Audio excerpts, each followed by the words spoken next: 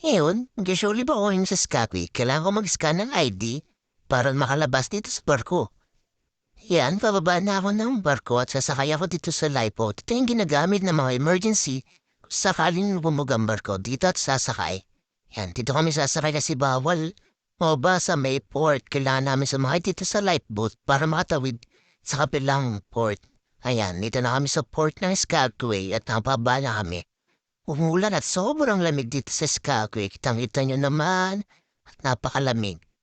Makikita nyo dito, may mga bundok dito na sobrang tataas at mga yelo. Yan yung mga barko na sinasakay namin. Yan, makikita nyo yung bundok na yan. Napakalamig. Kita dito yung napakalamig dito. Ito yung city ng Skyway at naglalakad kami dito. Naghahanap kami kung saan namin gusto pumunta.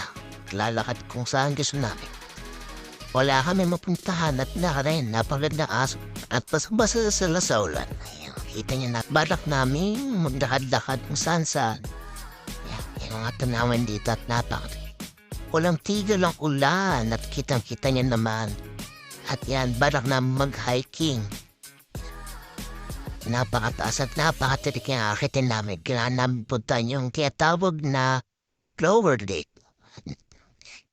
Yan, nabot na ako ng ulan dito. Yan. Ito niyo mga gubat at nakatakot. Baka dito makarita ako ng mga bear. Kuti naman wala ako naritang bear at pag nakarita ko na nakakatakot. Ito yung mga river na maliliit. Yan, siguro malapit na ako at makikita ko na akong lower lake. At yan, patawid na ako sa isang daanan ng river. At na yung lower lake na tinatawag. Napakalayo nito. Ito, yan. Okay naman at sulit at nakita ko din to. At ito, okay na? Pwede na?